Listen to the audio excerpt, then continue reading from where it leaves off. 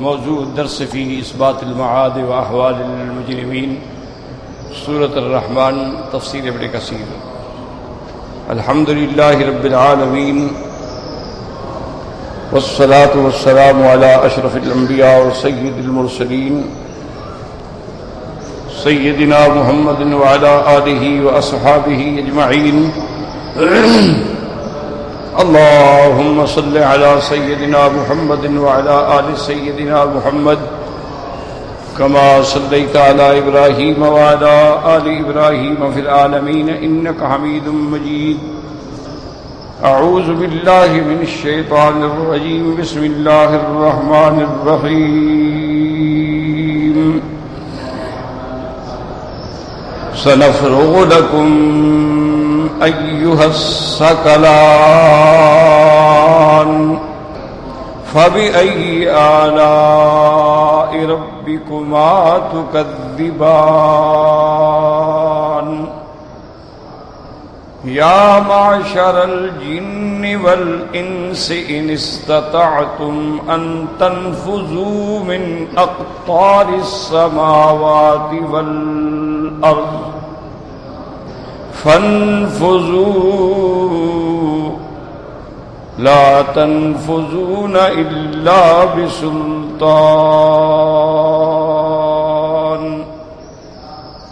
فبأي آلاء ربكما تكذبان.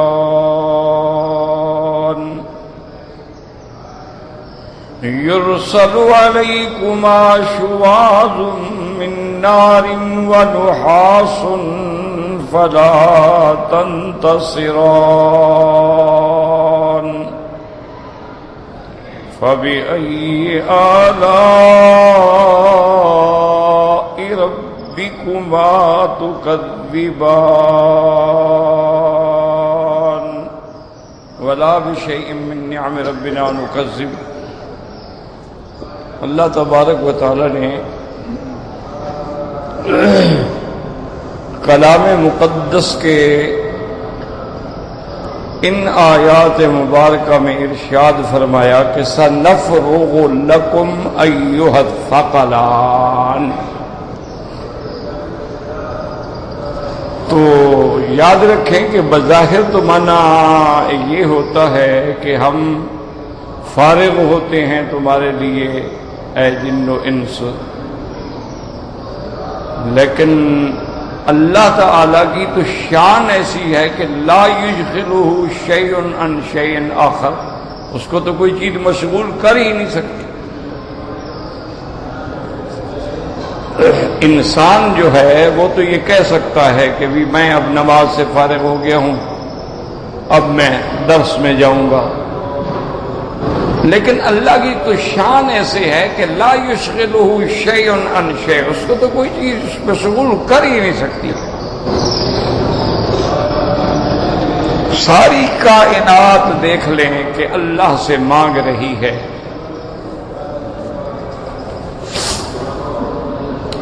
زمین پر بھی آسمانوں پہ بھی یسألہ من فی السماوات والارض کل یوم ھو فی شأن. اور وہ بیک وقت ایک ہی وقت میں سب کی فریادیں سن رہے ہیں. اچھا، پکارنے والے جو ہیں وہ مختلف لوگ ہیں، مختلف زبان ہے، مختلف لہج ہے، مختلف ان کی حاجات ہیں. کعبۃ اللہ کے طواف میں دیکھ لیں، ملتزم پہ دیکھ لیں، کوئی آدمی عربی میں مانگ رہا ہے، کوئی اردو میں مانگ رہا ہے، کوئی آدمی ہندی میں مانگ رہا ہے، کوئی آدمی بنگالی زبان میں مانگ رہا ہے، کوئی سندھی میں، کوئی پشتو میں، ہر آدمی اپنی اپنی بولی بول رہا ہے. تو اس کی تو شان یہ ہے کہ وہ سب کی بولیاں جانے، سب کی فریاد سنے اور سب کی حاجات پوری کرے، اور اس کو کوئی کسی قسم کی مشغولیت بھی نہ ہو. یہی تو خالق اور مخلوق میں فرق ہوتا ہے، بات سمجھے. مخلوق میں کوئی آدمی کتنا بڑا ذہین ہو، عاقل ہو، پڑھا لکھا ہو، جب کسی ایک آدمی کی بات سن رہا ہو دوسروں کہ ٹھہرو بھائی میں اس کی بات تو سن لوں نا، پھر تمہاری بات بھی سنتا ہوں. لیکن وہ ذات پاک تو ایسی ہے نا کہ ایک لمحہ دن رات کا ایسا نہیں گزرتا جس میں اس سے مانگنے والے مانگ نہ رہے ہوں، تسبیح پڑھنے والے تسبیح پڑھ رہے ہوں، تقدیس والے اس کی تقدیس بیان کر رہے ہوں. وہ تو کوئی لمحہ یعنی کوئی ایک سیکنڈ کا کروڑواں حصہ بھی آپ ایسا نہیں بتلا سکتے جس میں اللہ سے مانگنے والا نہ مانگ رہا ہو. ابھی کچھ لوگوں نے جن کو اللہ تبارک و تعالیٰ نے علوم جدیدہ سے سرفراز فرمایا ہے، وہ کمپیوٹر کو انٹرنیٹ کو ان چیزوں کو سمجھتے ہیں، تو انہوں نے حساب لگایا ہے کمپیوٹر سے اور انہوں نے یہ ثابت کیا ہے حقائق سے. ایک تو ہے نا کہہ دو، ایک ہے نہیں دلائل سے اور حقائق سے ثابت کیا ہے کہ 24 گھنٹے میں کوئی ایک منٹ ایسا نہیں گزرتا مگر کہیں نہ کہیں اذان ہو رہی ہے. یعنی انہوں نے یہ ثابت کیا ہے کہ مثال کے طور پر 4 بجے صبح ایک جگہ اذان ہوتی ہے، ابھی وہ ختم نہیں ہوتی دوسری جگہ شروع ہو جاتی ہے، ابھی وہ ختم نہیں ہو رہی تیسری جگہ وہ شروع ہو جاتی ہے. تو انہوں نے یہ حساب لگایا ہے کہ بھائی جزائر انڈونیشیا میں کب اذان ہوتی ہے، اس کے بعد جو ہے یورپ میں، اس کے بعد ایشیا میں، یہ کیسے؟ تو کوئی ایک منٹ ایسا نہیں گزرتا مگر کوئی نہ کوئی پکارنے والا پکار رہا ہے اللہ اکبر اللہ اکبر اللہ اکبر اللہ اکبر. یعنی کوئی ایک سیکنڈ خالی نہیں.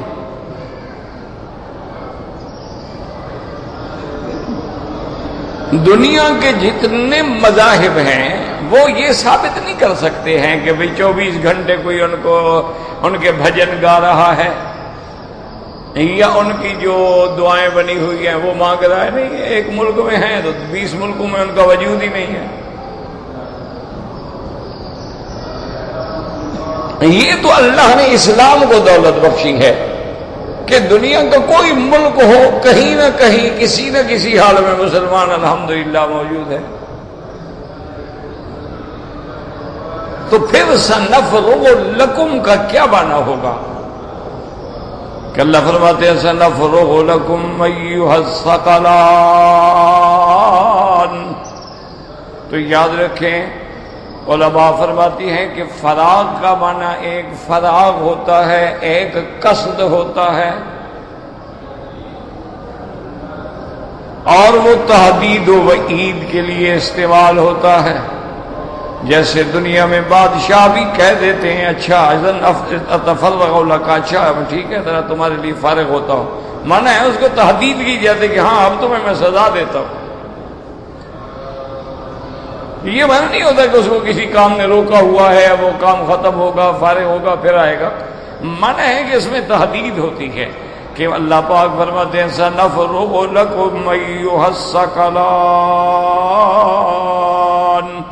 اسی طرح حدیث میں آتا ہے کہ امام بخاری رحمۃ اللہ علیہ فرماتے ہیں سنحاسبکم ایھا الثقلان لا یشغلہ شیء عن شیء.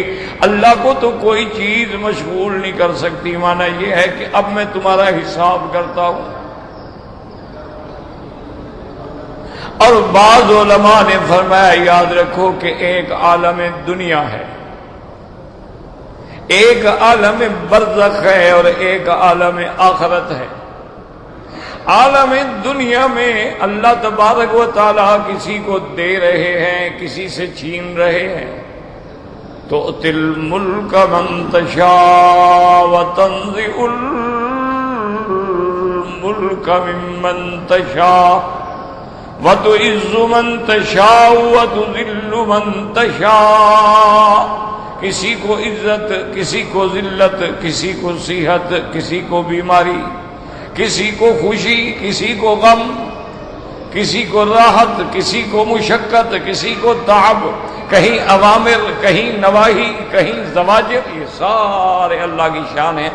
لیکن قیامت میں تو اب صرف سزا و جزا کا مسئلہ ہے. اب وہاں تو کوئی حکم نہیں دیا جائے گا، وہاں تو کوئی اوامر نہیں ہوں گے، کوئی نواہی نہیں ہوں گے بھی نماز پڑھو روزہ رکھو.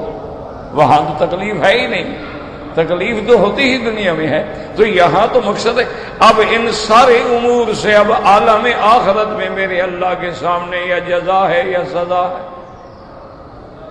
اب اللہ تبارک و تعالی فیصلے فرمائیں گے والوزن یومئذ الحق.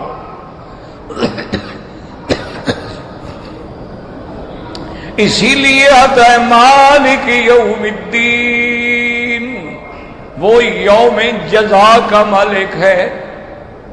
اسی طرح اللہ تبارک و تعالیٰ فرماتے ہیں میرے بندے آج فیصلہ ہوگا، آج ہم پورا پورا حق ہر کسی کو دیں گے. لا ظلم اليوم، کسی پہ ظلم نہیں ہوگا.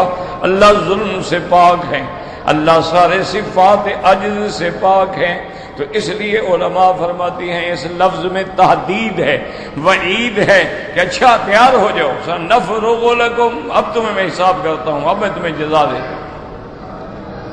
سنفرغ لکم ایھا الثقلان. ثقلان یاد رکھو، ثقلان سے مراد کیا ہے؟ انسان اور جن. ثقلان مانا بوجھ، ثقل بوجھ کو کہتے ہیں، ثقل کہتے ہیں بوجھ، کسی چیز کا بوجھ آ جائے. تو یہ لفظ یہاں ہے ثقلان، اس سے مراد کیا ہے؟ انسان اور جن. ان کو بوجھ کیوں کہا گیا؟ اسی سنفرغ لکم ایھا الثقلان. علماء نے فرمایا اس کے دو معنی ہیں. ایک معنی یہ ہے کہ جن و انس جو ہیں گویا یہ زمین پہ ایک بوجھ ہیں، زمین پہ جو چل رہے ہیں تو بوجھ ہے نا، کوئی 1 من، کوئی 2 من، کوئی 2.5 من، کوئی 50 کلو، کوئی 100 کلو، بوجھ تو ہے نا. تو اس لیے ان کو کہا گیا تھا یہ بوجھل ہیں، زمین کے اوپر بوجھ ہیں اور زمین پر یہ زندہ ہیں اور زمین میں انہوں نے دفن ہونا ہے. اس لیے ان کو ثقلان کہا جاتا ہے. سنفرغ لکم ایھا الثقلان. اور بعض علماء نے فرمایا چونکہ مکلف صرف انسان اور جن ہے. کیا معنی ہے؟ یعنی جن کو شریعت کی تکلیف دی گئی ہے وہ انسان ہے یا جن ہے. فرشتے جو ہیں وہ تو ویسے اللہ تبارک و تعالیٰ کے عباد مکرمون، وہ تو اللہ کے عزت والے شان والے بندے ہیں. لا یعصون اللہ ما امرهم ویفعلون ما یؤمرون. وہ تو اللہ کی نافرمانی نہیں کرتے، جو اللہ حکم دیتا ہے اس کے مطابق چلتے. ان کے لیے تو شریعت نہیں ہے کہ ان کے لیے بھی کوئی نماز ہو، روزہ ہو، حج ہو، زکوٰۃ ہو. ذوق میں، عبادت میں وہ بھی طواف کرتے ہیں بیت المعمور کا. اللہ تعالیٰ کے اس گھر میں بھی نازل ہوتے ہیں. اللہ تبارک و تعالیٰ کے اس گھر کا بھی اللہ کے حکم سے طواف کرتے ہیں. لیکن شریعت ان کے لیے نہیں ہے. شریعت کا مکلف جو ہے وہ 2 ہے، انسان ہے اور جن ہے. جانور تو ویسے جانور ہیں. اب چونکہ شریعت کی تکلیف کا بوجھ ان پر رکھا گیا کہ اس حکم کو کرو اور اس کو نہ کرو، یہ حلال ہے، یہ حرام ہے، یہ حق ہے، یہ باطل ہے، یہ ہدایت ہے اور یہ ضلالت ہے، یہ رشد ہے اور یہ غوایت ہے. تو اس بوجھ کی وجہ سے ان کو ثقلان کہا گیا کہ جن پہ اللہ تبارک و تعالیٰ نے اپنے اوامر اور نواہی اور شریعت کا بوجھ رکھا. سنفرغ لکم ایھا الثقلان فبأي آلاء ربكما تكذبان. تم انسان و جن رب کی کون کون سی نعمتوں کو جھٹلاؤ گے؟ اب یاد رکھو سوال یہ پیدا ہوتا ہے کہ یہاں تو تحدید ہے، یہاں تو وعید ہے کہ اب ہم تم سے حساب کرتے ہیں، ہم تمہیں سزا دیں گے، جزا دیں گے. تو یہ کیسے نعمت ہے کسی کو جہنم میں ڈال دیا جائے؟ تو کوئی نعمت تو نہیں نا، تو عذاب ہے نا. تو اللہ فرماتے ہیں کہ کون کون سی نعمتوں کو جھٹلاؤ گے؟ تو یہ کیسے نہیں؟ یہ تو تحدید کا مقام ہے، یہ تو وعید کا مقام ہے کہ سنفرغ لکم ایھا الثقلان. فَبِأَيِّ آلَاءِ رَبِّكُمَا تُكَذِّبَانِ۔ علماء نے فرمایا کہ اپنے بندوں کو بتا دینا کہ اگر نافرمانی کرو گے تو سزا ملے گی، یہ بھی تو نعمت ہے کہ پہلے بتلا دیا، بتلاتے ہی نہ تو پھر کیا ہوتا؟ بغیر بتلائے ہوئے پکڑ لیتے اور مرے جاتے ہم، پھر کیا ہوتا؟ اللہ نے بتلا دیا کہ انس و جن قیامت میں حساب ہوگا، نام اعمال ہوگا، قیامت میں گواہیاں ہوں گی، قیامت میں شہداء ہوں گے، قیامت میں تمہارے اعمال کا تولا جائے گا، سب کچھ بتلا دیا تاکہ بندہ یہ نہ کہے کہ اللہ تو نے بتایا نہیں تھا، نہ بتاتا تو میں غلطی نہ کرتا، اگر مجھے پتا ہوتا کہ اس جرم کی اتنی بڑی سزا ہے تو پھر میں تو جرم ہی نہ کرتا۔ تو کسی کو جرم کی سزا کا بتلا دینا جو ہے یہ بھی تو نعمت ہے نا کہ اس جرم سے بچ جائے، کہ زنا کی یہ سزا ہے، چور کی یہ سزا ہے، قاتل کی یہ سزا ہے، تو یہ بتلا دینا جو ہے یہ بھی اللہ تعالیٰ کی رحمت اور نعمت ہے۔ اس لیے اللہ فرماتے ہیں وَمَا كُنَّا مُعَذِّبِينَ حَتَّى نَبْعَثَ رَسُولًا، ہم کسی قوم کو عذاب نہیں دیتے جب تک اپنا پیغمبر نہیں بھیجتے ہیں، اپنا پیغمبر بھیجتے ہیں، یا پیغمبروں کے بعد پھر علماء ورثۃ الانبیاء آتے ہیں، وہ آگے بتلاتے ہیں کہ بھائی یہ چیز کرو گے تو تمہیں یہ مقام ملے گا، اور اگر یہ کرو گے تو پھر تمہیں یہ سزا ملے گی۔ تو پہلے اللہ فرماتے ہیں کہ ہم ان کو بتلاتے ہیں، ہم ان کو سمجھاتے ہیں، ہم ان کو مہلت دیتے ہیں، ہم ان کو عقل و فہم دیتے ہیں، لیکن اگر پھر بھی نہ سمجھیں تو پھر ہماری مرضی ہے، کبھی چاہیں تو دنیا میں بھی پکڑ لیتے ہیں اور کبھی آخرت میں۔ اس لیے فرماتے ہیں سَنَفْرُغُ لَكُمْ أَيُّهَ الثَّقَلَانِ،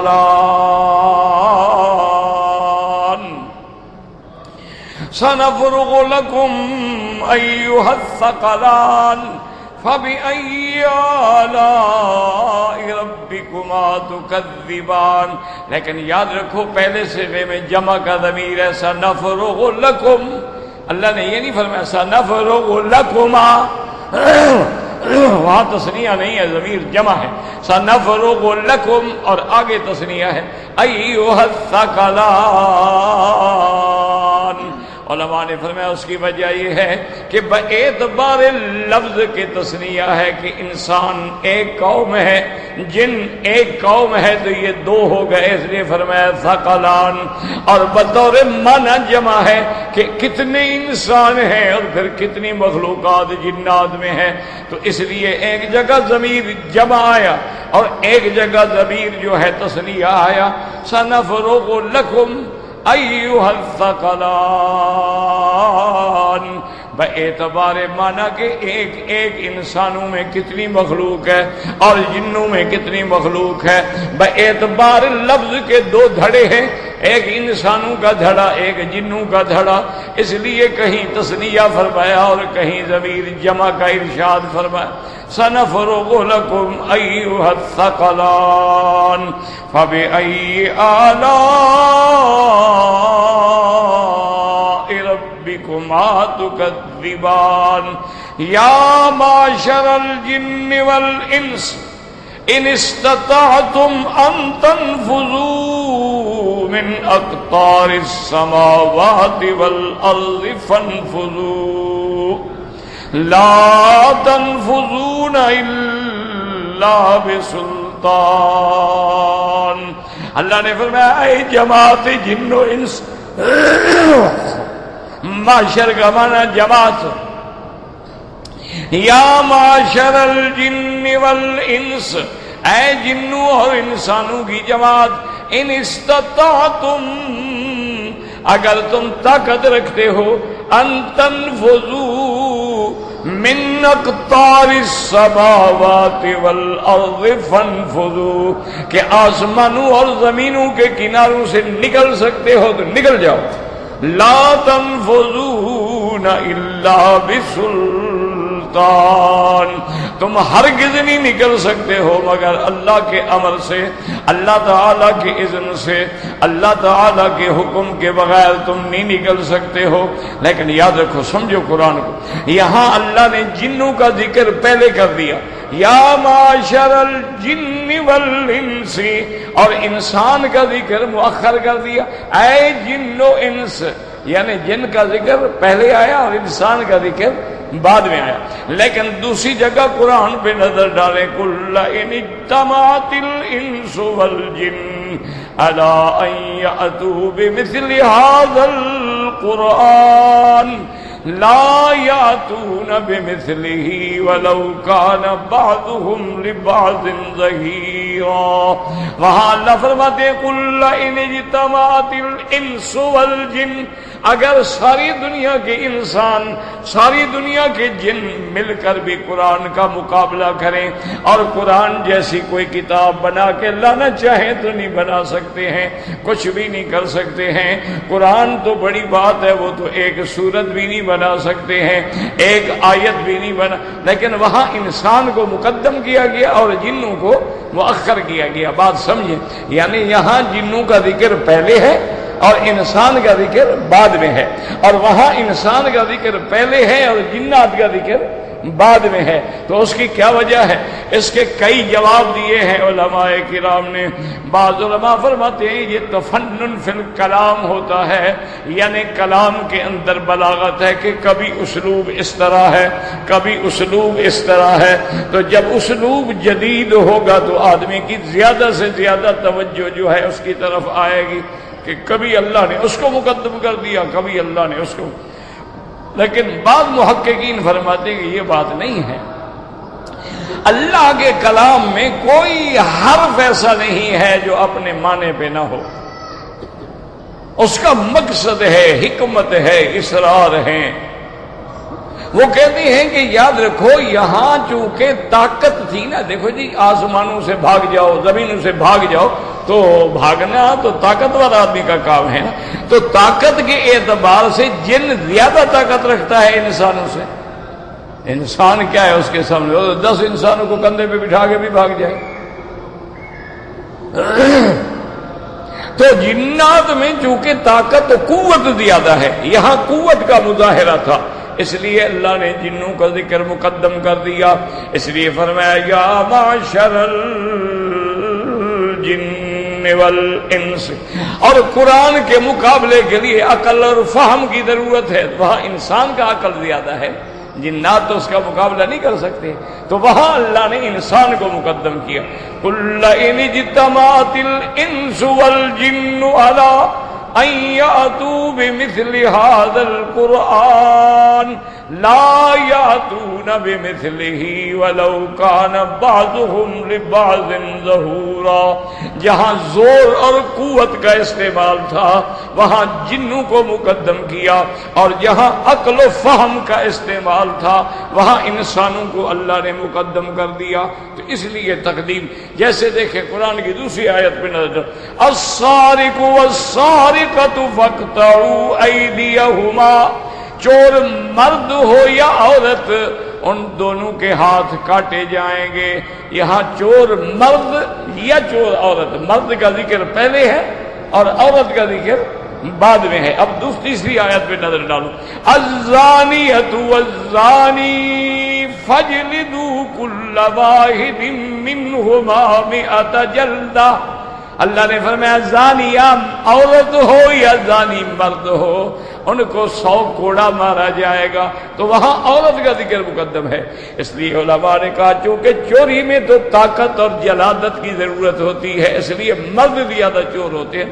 عورتیں ہوتی ہیں لیکن 1% بھی نہیں ہے. زیادہ تو 99% جو ہے وہ تو مرد ہی چوری کر سکتا ہے نا. چوری کرنا، کسی کے گھر میں گھس جانا، یہ بھی پتا ہے کہ آگے اگلے جاگ پڑے تو پھر خدمت بھی کریں گے انشاءاللہ. تو یہ حوصلہ مرد کر سکتا ہے، عورت نہیں کر سکتی. اور زنا کے اندر گمراہ کرنے میں جتنا عورت کا ہاتھ ہوتا ہے مرد کا نہیں ہوتا ہے، کہ وہ بن سنور کے اور میک اپ اور سنگار اور ایسا لباس زیب تن کے نکلے گی کہ بدن کا ہر عضو جو ہے چیخ چیخ کے لوگوں کو اپنی طرف بلا رہا ہوگا. تو یہ کام عورت میں زیادہ ہو. تو اس لیے وہاں اللہ نے عورت کو مقدم کیا اور یہاں اللہ نے مرد کو مقدم کیا. تو اللہ کی تقدیم و تاخیر جو ہے قرآن کے کسی لفظ میں، اس میں حکمت ہوتی ہے. ایسے تھوڑا کہ اللہ نے ایسے کہہ دیا.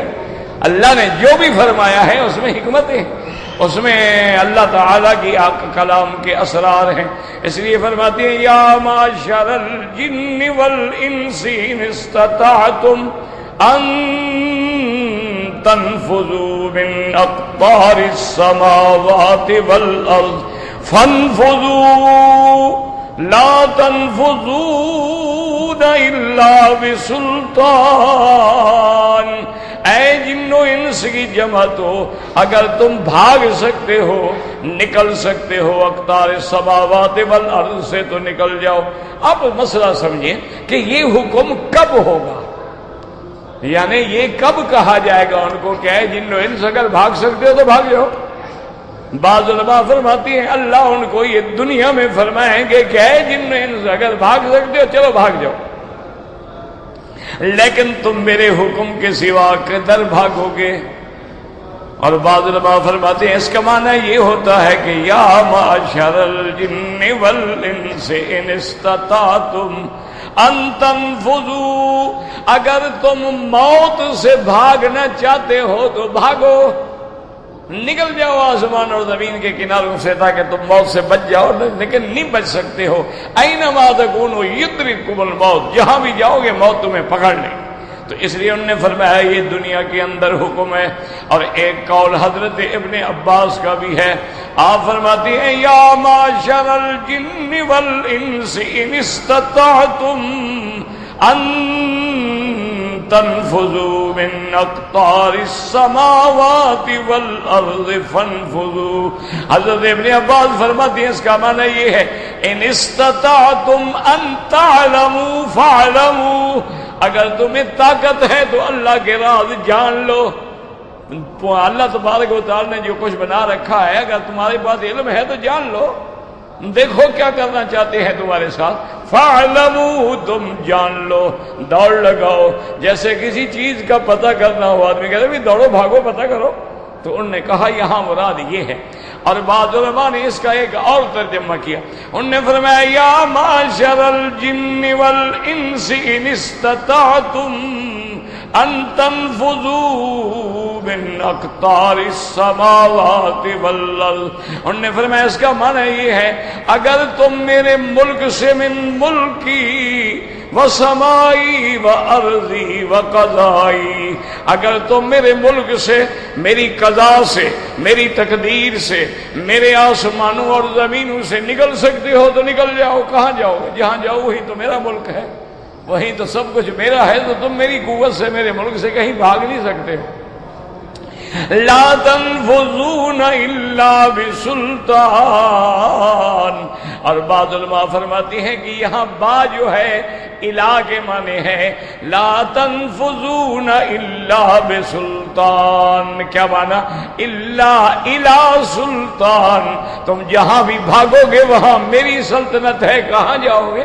انہوں نے کہا بے سلطان کا معنی جیسے قد احسن بی اذ اخرجنی من السجن، قرآن کہتا ہے قصہ یوسف میں وقد احسن بی اذ اخرجنی من السجن وجاء بکم من البدو.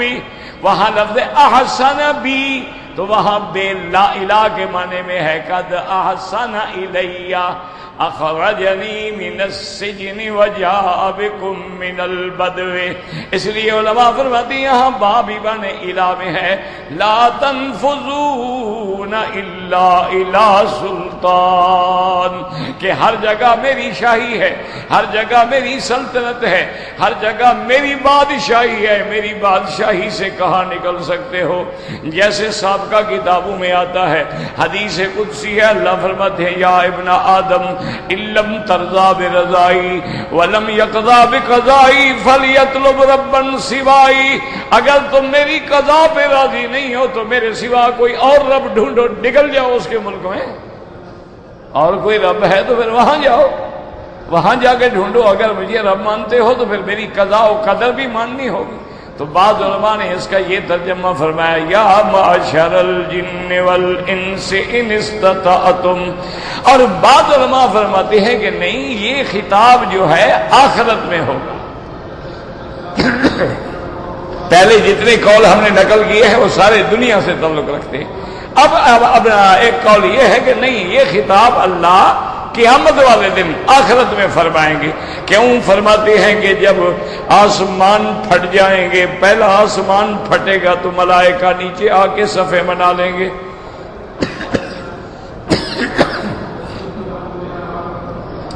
پھر دوسرا آسمان پھٹے گا، ملائکہ دوسری صف بنا لیں گے، تیسرا، چوتھا، پانچواں، چھٹا، ساتواں، تو یہ 7 صفیں ہو جائیں گی ملائکہ کی، اور درمیان میں سب انسان و جن ہیں۔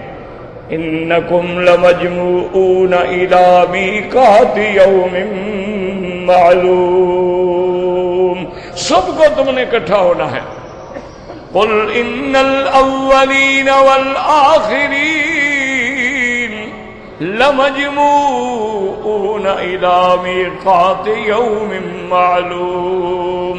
اب جب سب اکٹھے ہوں گے اور فلاں ملائکہ کی ساری 7 صفیں ہوں گی، تو اب اللہ اپنے جلال سے حکم دیں گے، اے جن و انس، اگر میری قدرت سے آج جزا سے سزا سے بھاگ سکتے ہو بھاگ جاؤ، کیونکہ پہلے بھی سزا جزا کا ذکر ہے اور وہ بھی قیامت میں ہوگی۔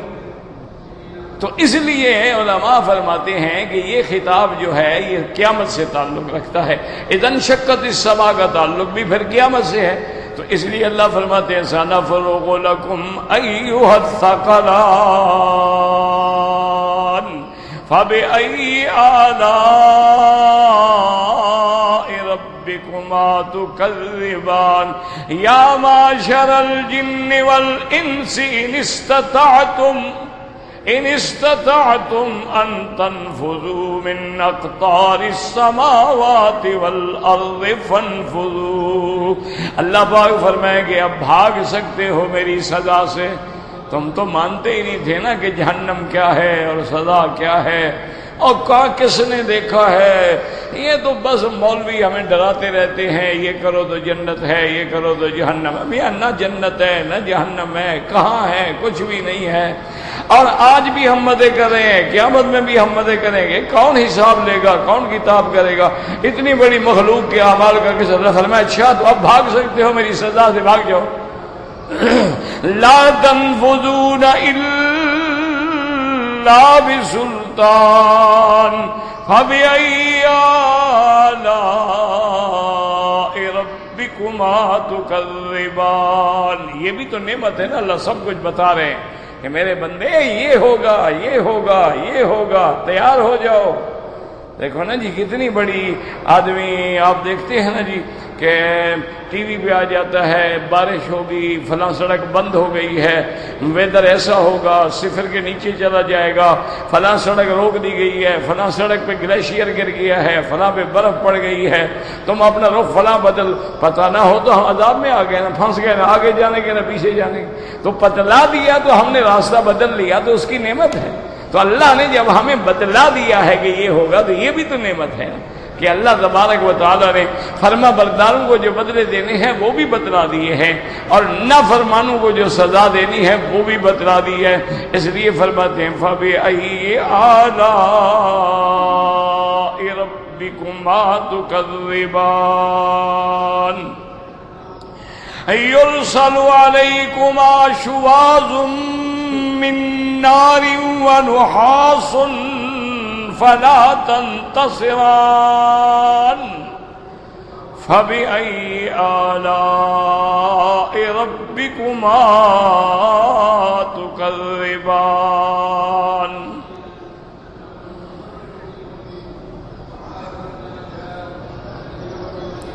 یرسل علیکما، تم پر اوپر سے مارے جائیں، شواذ، یاد رکھو یہ اس میں 2 قراتیں ہیں، بعض علماء نے پڑھا ہے شواذ، یعنی شین کے کسرے کے ساتھ، زیر کے ساتھ، یرسل علیکما شواذ، لیکن قرات جمہور کی قرات جو ہے ضمے کے ساتھ، یرسل علیکما شواذ من نار۔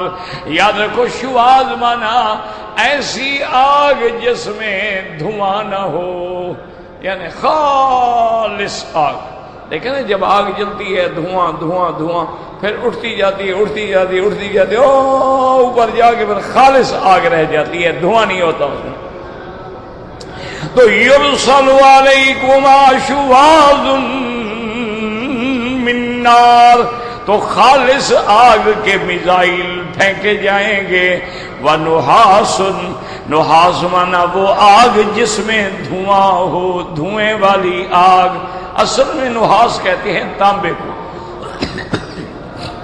ایک جگہ یہ بھی آتا ہے نا کہ قیامت میں اللہ تبارک و تعالی مجرمین کفار مشرکین کو یہ بھی سزا دیں گے کہ تانبے کو پگھلا کے ان کے اوپر گرایا جائے، یصب من فوق رؤوسہم الحمیم، اور اسی طرح اوپر سے گرم پانی آگ کا پھینکا جائے گا۔ تو بعض علماء فرماتے ہیں یعنی یرسل علیکما شواظ، تم پر خالص آگ اور پگھلا ہوا تانبا، اور بعض علماء فرماتے ہیں شواظ ایسی آگ لا دخان معہ، ایسا شعلہ جس کے ساتھ دھواں نہ ہو، ونحاس، اور ایسا شعلہ جو دھوئیں والا ہو، دونوں کے میزائل تمہیں مارے جائیں گے۔ فلا تنتصران، اور اللہ نے یہ بھی فرما دیا کہ کوئی نہیں تم مدد کیے جاؤ گے، کوئی بھی نہیں جو آج تمہاری مدد کرے، نہ اس دن اولاد کام آئے گی نہ دوست کام آئیں گے۔ یوم لا ينفع مال ولا بنون، نہ اس دن مال کام آئے گا نہ اولاد کام آئے گی، اب بلکہ کافر یہ تمنا کرے گا کاش آسمانوں زمینوں کے برابر میرے پاس دولت ہوتی، میں آج فدیہ دے کے اپنی جان بچا لیتا۔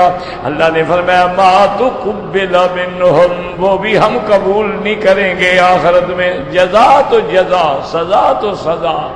اب وہاں کچھ نہیں ہے کہ تم دے دلا کے چھڑا جاؤ، یہ تو دنیا میں مکا ہو جاتی ہے نا۔ دنیا میں ہوتا ہے نا کہ حادثہ تو سردار سے ہوتا ہے لیکن سیٹ پہ ڈرائیور کو بٹھا دیتے ہیں، وہ کہتے ہیں نہیں ایکسیڈنٹ تو مجھ سے ہوا ہے، مالک تو پیچھے بیٹھے ہوئے تھے ان کو تو پتہ ہی نہیں، حالانکہ وہ چلا رہا ہوتا، تو ڈرائیور اپنے سر پہ رکھ لیتا ہے۔ تو قیامت والے دن ایسے کوئی ہوئے، اللہ نے فرمایا نہ ولا تزر وازرۃ وزر اخرى، اور ایسے بھی ہوتا ہے کہ کوئی سفارش کر کے یا دوست آ کے چھڑا لے، فرمایا ما لهم من صدیق ولا حمیم، نہ اس دن ان کا کوئی دوست ہوگا نہ ان کا کوئی غمخوار ہوگا۔ اچھا کوئی سفارش کرا کے چھڑا لے، فرمایا ما لهم من شفیع، ان کے لیے کوئی سفارشی بھی نہیں ہوگا، شفاعت ہوگی تو مومن گناہ گاروں کی ہوگی، کافر مشرک کی تو شفاعت نہیں ہوگی۔ اس لیے اللہ پاک نے اچھا ایک یہ ہوتا ہے کہ کسی کے قبیلے والے آ گئے، او قبیلے کے طاقتور لوگ آ گئے اصلا نہیں کہ انہوں نے اپنے بندے چھڑا لیے، اللہ نے فرمایا وہ اس دن نہ کوئی جتھا ہوگا نہ طاقت ہوگی جو تمہیں مدد کر کے اللہ کے عذاب سے چھڑا سکے۔ یرسل علیکما شواظ من نار ونحاس، فرمایا ونحاس فلا تنتصران فبأي آلاء ربكما تكذبان، جیسے اللہ تبارک و تعالی نے قیامت کا منظر کے اندر دوسرے آیات میں فرمایا ہے کہ جب قیامت کا ہوگا تو میرے حکم کے بغیر کوئی کہاں جائے، جیسے اللہ فرماتے ہیں یقول الانسان یومئذ این المفر، انسان کہے گا میں کدھر جاؤں کہاں بھاگوں، تو اللہ تبارک و تعالی فرمائے کلا لا وزر الی ربک یومئذ المستقر، اور اسی طرح دوسری آیت میں اللہ فرماتے ہیں والذین کسبوا السیئات جزاء سیئۃ بمثلها وترهقهم ذلہ ما لهم من اللہ من عاصم كأنما أغشيت وجوههم قطعا من الليل مظلما أولئك أصحاب النار هم فيها خالدون۔ تو اللہ تبارک و تعالیٰ کا یہ بتلا دینا جو ہے، یہ خبر دینا جو ہے، یہ بھی اللہ کی بڑی نعمت ہے۔ فَبِأَيِّ آلَاءِ رَبِّكُمَا تُكَذِّبَانِ۔ اسی لیے ایک حدیث میں آتا ہے کہ ایک دن میرے مدنی سرکار رحمت دو عالم محبوب دو عالم سیدنا محمد مصطفیٰ صلی اللہ علیہ وعلا آلہ وسلم آپ تشریف فرما تھے اور آپ قرآن پاک کی تلاوت فرما رہے تھے۔ لا اقسم بیوم القیامت ولا اقسم بالنفس اللوامہ۔ اللہ کے نبی سورت قیامت کی تلاوت فرما رہے تھے کہ اللہ فرماتے ہیں مجھے قسم ہے قیامت کے دن کی، اور مجھے قسم ہے اس نفس کی جو اپنے آپ کو ملامت کرنے والا ہے۔ تو ایک بدو تھا بالکل دیہات کا رہنے والا، اس نے جب یہ آیت سنی تو کہنے لگا کہ بڑی بدبخت مخلوق ہے جس نے اللہ کو قسم کھانے میں مجبور کر دیا۔ یعنی قسم تو آدمی تب کھاتا ہے نا کہ میں آپ سے کہوں کہ بھائی میں کل نہیں آیا تھا، آپ کہیں نہیں جی آپ آئے تھے، میں کہوں اللہ کے بندے میں کل نہیں آیا، اب نہیں جی آپ آئے تھے، چلو میں قسم کھاتا ہوں۔ تو قسم تو اس وقت کھاتا ہے نا جب آدمی مضطر ہو جاتا ہے کہ اگلا میری بات ہی نہیں مانتا، میں کیا کروں۔ تو اب آخری حل تو پھر یہ ہے کہ میں قسم کھاؤں۔ تو نے کہا اچھا مخلوق اتنی ڈھیٹ ہو گئی ہے، اتنی نافرمان ہو گئی ہے کہ اللہ کو قسم کھانی پڑ رہی ہے، کہ اللہ تبارک و تعالیٰ قسمیں کھا رہے ہیں کہ لا اقسم بیوم القیامت ولا اقسم بالنفس اللوامہ۔ تو اس لیے ہمیشہ یاد رکھیں کہ یہ بھی اللہ کا کتنا بڑا کرم ہے، ورنہ وہ تو خالق ہے، وہ مالک ہے، وہ فعال لما یرید ہے، یفعل ما یشاء، جو چاہے کر دے، اس کو کیا ضرورت ہے قسم کھانے کی۔ تو اس کا قسم کھانا اپنے بندوں کو سمجھانے کے لیے کتنی بڑی نعمت ہے کہ مالک کہے میرے بندے مجھے پکڑنے کا بھی اختیار ہے، میں چاہوں ابھی تیری گردن توڑ دوں، لیکن میں قسم کھا کے کہہ رہا ہوں کیا بتائے گی، میں نے تمہیں مہلت دی ہے، کچھ کر لو، دنیا میں کچھ کما لو، توبہ کر لو، معافی مانگ لو، توبہ کے دروازے کھلے ہوئے ہیں تو بچ جاؤ گے، اور اگر اکڑ دکھاؤ گے تو پھر اللہ توڑ کے رکھ دیں گے۔ اللہم ثبتنا علی الایمان، اللہم ارزقنا حسن الختام، اللہم اجعل آخر کلامنا لا الہ الا اللہ محمد الرسول اللہ۔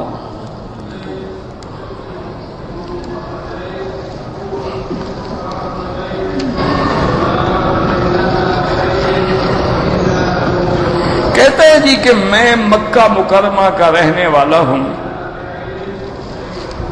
میں نے حج کرنے کے بعد طواف زیارت جو ہے وہ تو 10 تاریخ کو کر لیا، لیکن صفا مروہ جو ہے وہ میں نے 21 ذی الحج کو دوڑی ہے۔ بالکل ٹھیک ہے، آپ پر کوئی جرمانہ نہیں، لیکن ایک بات یاد رکھو کہ صفا مروہ تم نے 21 کو اگر دوڑی ہے تو صفا مروہ دوڑنے سے پہلے تم نے طواف نفلی کیا تھا یا نہیں؟ بغیر طواف کے تو صفا ہوتی نہیں نا، پہلے نفلی طواف کرے گا پھر صفا جا کے دوڑے گا۔ اگر تم نے طواف کیا اور بعد میں صفا دوڑے ہو تو بالکل ٹھیک ہے، اور اگر طواف نہیں کیا ایسے جا کے صفا مروہ دوڑنی شروع کر دی تو وہ ادا نہیں ہوتی، دوبارہ طواف بھی کرو اور صفا مروہ بھی دوڑو۔ چونکہ صفا مروہ کے لیے وقت کی کوئی تعین نہیں ہے، بعض علماء تو کہتے ہیں کہ اگلے حج آنے سے پہلے بھی دوڑ لے تو کوئی بات نہیں۔ تو بہرحال صفا مروہ میں اگر تاخیر ہو جائے تو کوئی جرمانہ نہیں ہوتا۔ کہتے تھے کہ محرم میں جو روزے رکھنے ہیں وہ 2 رکھنے ہیں یا 3 رکھنے ہیں۔ میرا بھائی محرم کا سارا مہینہ بھی روزے رکھو تو جائز ہے، ایک دن روزہ رکھو ایک دن افطار کرو، ایک دن روزہ رکھو ایک دن افطار کرو، کوئی بات نہیں، چونکہ محرم بڑی حرمت والا، شان والا اور رحمت والا مہینہ ہے۔ لیکن جو مسنون روزے ہیں محرم میں، یعنی جس کا سرکار دو عالم نے حکم دیا ہے، وہ 2 ہیں۔ آپ نے فرمایا کہ یوم عاشورہ جو ہے یعنی 10 محرم اس کا بھی روزہ رکھو، یا سومو یومن قبلہ او یومن بعدہ، یا ایک دن پہلے رکھو یا ایک دن بعد میں بھی رکھو۔ کیا معنی 9 اور 10 رکھو یا 10 اور 11 رکھو؟ یہ 2 روزے رکھنا جو ہے یہ مسنون ہے، یہ سنت ہے، اور اس کے بہت بڑے فضائل ہیں۔ ویسے بعض روایات میں تو آتا ہے کہ رمضان مبارک کے مہینے کے بعد اگر کوئی افضل روزے کا مہینے ہے تو وہ محرم کا مہینہ ہے۔ تو باقی جب چاہیں آپ رکھیں، 2 یا 3 کی کیا ضرورت ہے؟ وہ 2 تو سنت ہیں، وہ تو ہر حال میں رکھیں، اگر زیادہ نہیں رکھ سکتے۔ لیکن اگر اللہ توفیق دے 3 روزے آپ رکھ لیں، یعنی لیالی البیز کے 13، 14، 15، اچھا اسی میں پہلے آپ نے رکھ لیے 9 اور 10 یا 10 اور 11، تو 3 یہ اور 2 وہ 5 ہو گئے۔ اسی طرح ہر سوموار اور ہر جمعرات کو روزہ رکھا کریں تو 2 روزے یہ ہو گئے، تو مہینے کے 8 روزے یہ بڑھ گئے۔ تو اگر صرف انہی سنت روزوں پر بھی عمل کر لو نا تو تمہیں کسی ڈائٹنگ کی ضرورت نہیں ہے۔ لیکن نا جی ہر مہینے بندہ 3 روزے رکھے لیالی البیز کے اور 8 روزے رکھے جمعرات اور سوموار کے، اس کو پھر اور کسی ڈائٹنگ کی کیا ضرورت ہے؟ تو اسلام کا تو ایسا جامع معنی کامل مکمل نظام ہے نا جو ظاہری اور باطنی اصلاح کر دیتا ہے۔ ظاہری بھی اصلاح ہے اور باطنی بھی اصلاح۔ اب دیکھیں نا ڈاکٹر کہتے ہیں جی واک کرو واک کرو، ہمارے لیے اللہ نے طواف جیسی نعمت رکھی ہے، 4-5 طواف کرو ماشاءاللہ ساری واک شاک پوری ہو گئی، سارے کیلوریز جل گئے اور عبادت بھی ہو گئی، اور آپ سمارٹ بھی ہو جائیں گے، سلم بھی ہو جائیں گے ماشاءاللہ، اور دعائیں مانگتے رہیں گے، جنت بھی ملے گی۔ تو اسلام میں تو رحمت ہی رحمت ہے۔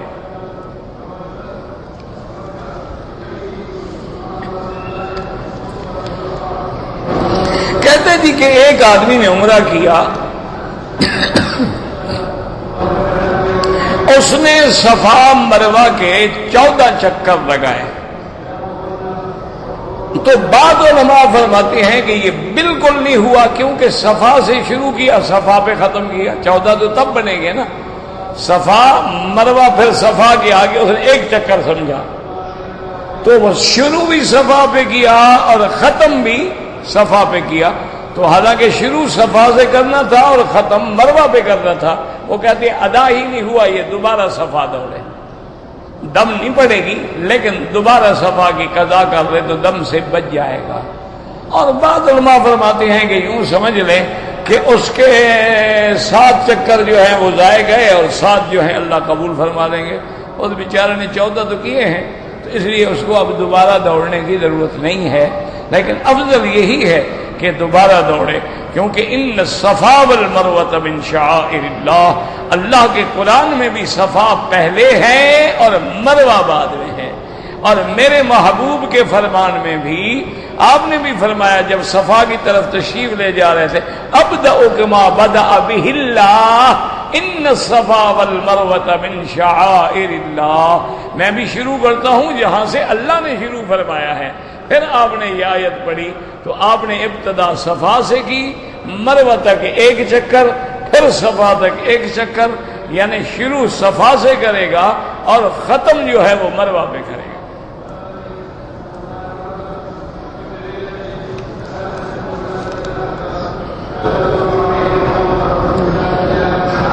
ہمارے ایک ساتھی ہیں، ان کی والدہ فوت ہو گئی، اللہ مغفرت فرمائے، دعا کریں کہ جتنے بھی مسلمان فوت ہو چکے ہیں اللہ ان کی قبروں کو باغ جنت بنا دے۔ اللہم اغفر لنا ولوالدینا ولوالد والدینا ولمشائخنا ولمشائخ مشائخنا ولاساتذتنا ولمن اوصانا واستوصانا ولجميع المسلمين والمسلمات والمؤمنين والمؤمنات الاحياء منهم والاموات۔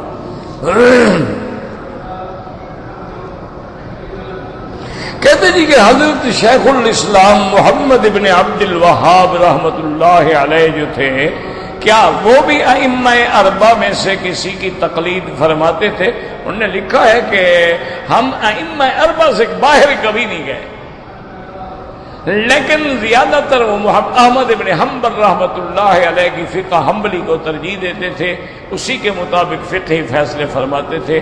اسی طرح تمام ائمہ حرمین جو ہیں اور تمام ماشاءاللہ حیہ کبار علماء کے لوگ جو ہیں تو وہ بھی الحمدللہ ائمہ اربعہ کو ہی برحق سمجھتے ہیں، اور ان کے فیصلے جو ہوتے ہیں، فتاوی جو ہوتے ہیں، قضا جو ہوتی ہے وہ فقہ حنبلی کے مطابق ہوتی ہے۔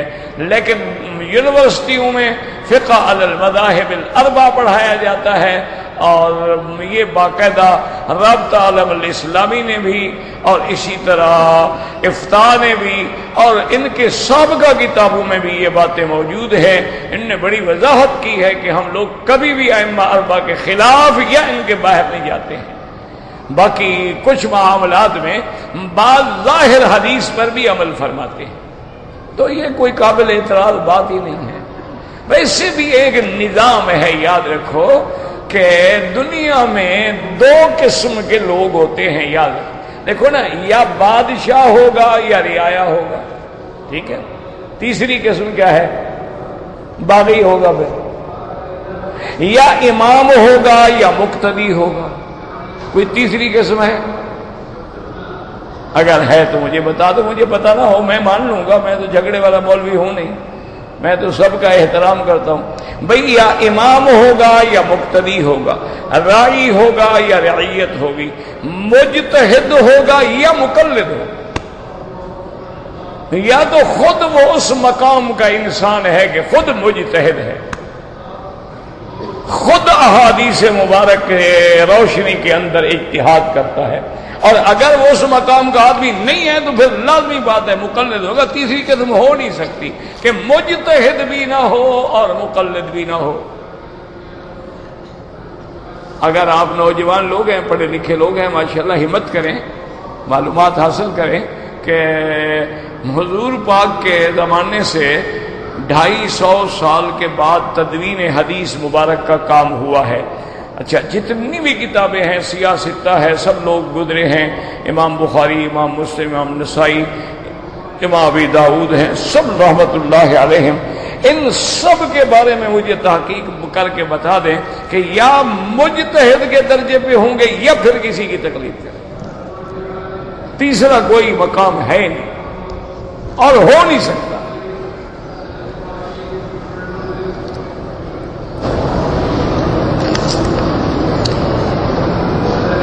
بالکل عبدالعزیز بن باز رحمت اللہ علیہ اپنے وقت کے ایک بہت بڑے علماء میں سے تھے، اور ویسے بھی بڑے زاہد، عابد، عالم، اور ان کو الحمدللہ یعنی چھوٹی چھوٹی جزئیات پر بھی علم مستحضر تھا، احادیث مستحضر تھیں۔ اللہ ان کی قبر پہ کروڑ رحمتیں فرمائے۔ یہ بڑے لوگ تھے، شیخ عبدالعزیز بن باز رحمت اللہ علیہ، اسی طرح شیخ عبداللہ بن حمید رحمت اللہ علیہ، اسی طرح شیخ عثیمین رحمت اللہ علیہ، یہ بڑے لوگ تھے۔ یہ تو خود مجتہد کے درجے کے لوگ تھے، یہ کوئی چھوٹے موٹے عالم نہیں تھے، ماشاءاللہ یعنی بالکل ایسی احادیث مستحضر تھیں۔ اچھا، اور پھر زندگی بھی بالکل سادہ اور فقر اور زہد والی زندگی تھی، جیسے متقدمین علماء کی شان ہوتی۔ اور اللہ نے ماشاءاللہ حافظہ بھی ایسا دیا تھا ان سب کو کہ 10 سال کے بعد بھی ملے نا، حالانکہ شیخ تو نابینا تھے، شیخ بن عمید بھی نابینا تھے، 10 سال کے بعد بھی ملے تو السلام علیکم، اچھا شرمکی فوت۔ یعنی میں نے اس وقت بھی الحمدللہ حاضری دی، شیخ بن عمید رحمت اللہ علیہ طائف کی ہسپتال میں تھے، اور بالکل یعنی یوں سمجھ لیں کہ منصہ موت پہ تھے، گویا کہ بالکل اشراف علی الموت تھا، اور بالکل بیماری کی وجہ سے۔ اور اس وقت میں نے جا کے سلام کیا تو فوراً کہا کہ شیخ مکی ہو، بالکل کمال کی بات۔ اس بیماری میں بھی حافظہ کام کر رہا، دماغ کام کر رہا۔ کئی دفعہ اس طرح ہوتا، راستے میں چلتے چلتے ہم شیخ بن باز رحمت اللہ علیہ سے جا کے کوئی بات پوچھتے، بالکل علم مستحضر۔ اچھا، اور کبھی ایسی بات بھی کہتے اچھا ابھی میرے ذہن میں نہیں ہے، تم نوجوان آدمی ہو، جاؤ خود بحث کرو پھر مجھے بھی بتانا۔ یہ عالم کی شان ہے، یہ عالم کی شان ہے۔ ظاہر ہوتا ہے نا، ضد کرتا ہے، آئے نہ آئے مسئلہ بیان کر دینا، لا ادری کہنا جو ہے نا میں نہیں جانتا، یہ عالم کی شان ہے کہ بھی اس مسئلے کا مجھے پتہ نہیں ہے، ٹھیک ہے کسی اور سے پوچھو، فوق کل ذی علم علیم۔ یہ بڑے لوگ تھے، اللہ ان کی قبروں پہ کروڑوں رحمتیں فرمائے اور اللہ ان کے درجات بلند فرمائے۔ کہتے جی کہ مکے میں رہنے والے جو ہیں عرفات کے دن نماز قصر پڑھیں گے یا پوری؟ انشاءاللہ جب عرفات آئے گا نا پوچھ لینا۔ میں نے 12 ذی الحجہ کو کنکریاں دیوال سے پہلے ماری ہیں، حنفی مسلک میں دم پڑ گئی۔ وقتی دیوال کے بعد شروع ہوتا ہے نا، جیسے ابھی عشاء کی نماز پڑھ کے فجر کی بھی پڑھ لو، یار پتہ نہیں نیند نہ کھلے ابھی پڑھ لیتے ہیں، جب وقت ہی نہیں ہوگا تو نماز کیسے ہوگی؟ اصل میں لوگ حج نہیں کرتے، میری طرح جان چھڑاتے ہیں،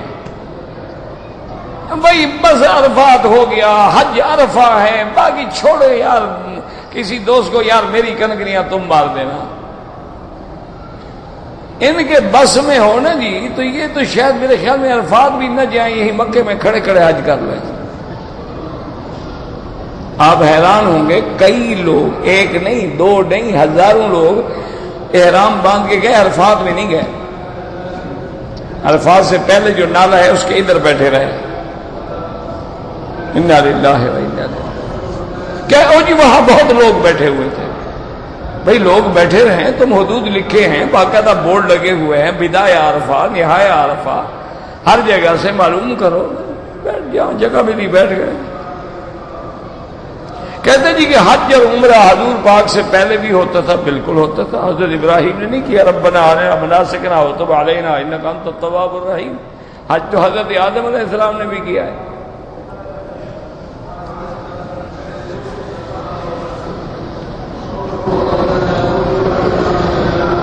ایک آدمی پہلے دن کی کنکریاں مار کے جدے چلا گیا، پھر ماشاءاللہ کنکریاں بھی نہیں ماری اور طواف بھی 4 دن کے بعد، کیا 2 بکریاں دم ادا کریں؟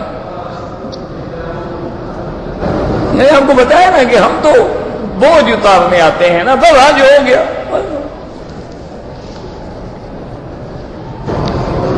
زمزم ہو یا کوئی پانی ہو، سب بیٹھ کے پینا چاہیے۔ زمزم کے بارے میں ہے کہ اگر کھڑے ہو کے پیا جائے تو گناہ نہیں ہوگا، ورنہ افضل یہی ہے کہ بیٹھ کے پیا جائے۔ ربنا تقبل منا انک انت السمیع العلیم وتب علینا انک انت التواب الرحیم